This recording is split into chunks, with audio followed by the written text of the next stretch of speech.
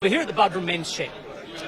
We know that organisations like the Men's Shed do an enormous amount of good, not just throughout the community for other people, but also for their own members, particularly in the areas of mental health, men's health and social inclusion. And the reason we have the Minister here today is to explain a piece of tax change, a piece of tax reform, which is going to make life a lot easier for not just men's sheds, but also women's sheds, not just here on the coast, but throughout the country.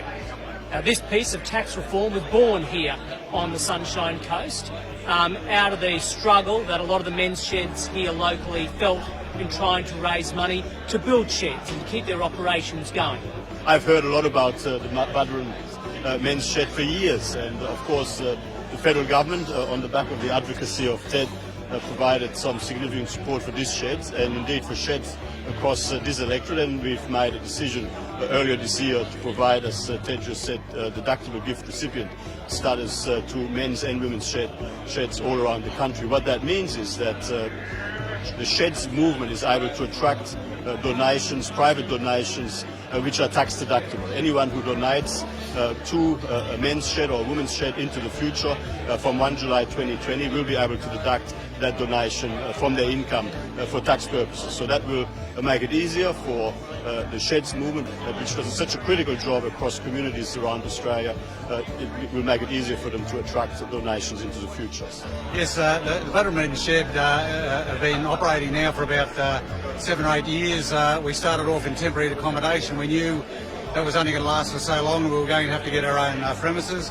We were extremely lucky in getting some assistance from the state government with a grant of land, which we're now on. We then were faced with a huge challenge for our group to get funds to build a shed. In doing that, we're a charity. We thought that automatically we would get the DGR status. We'd be able to approach people and the public to donate and get the benefit of tax deduction. That was not the case. We appealed a couple of applications with the federal government and got knocked back. At that stage we went to Ted O'Brien to see how he could help, and I have to say in about 6 months' time between he and Senator Cormann, they changed legislation, allowed men's sheds to get tax deductibility, and now we have a huge big shed here, and this has paved the way now for future sheds to be able to get access to that money and do great community service for men's health.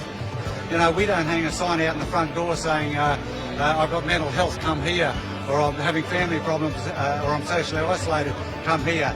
People come to the men's shed, and the intrinsic help that is gained by mixing with other guys, sitting down and talking, sharing experiences, making things and having some achievements from that is the benefits that have accrued from that whole process. I mean, the needs across the community evolve, and in the end, what we want to help secure is stronger communities. And this is obviously the men's shed model has proven to be a great model to provide opportunity for men to come together, work together, socialise, and as Barry said, there's an intrinsic value in all of this that is quite intangible, but is definitely very much there. So we are very pleased to be supporting this great cause, and this is another way to help build stronger communities.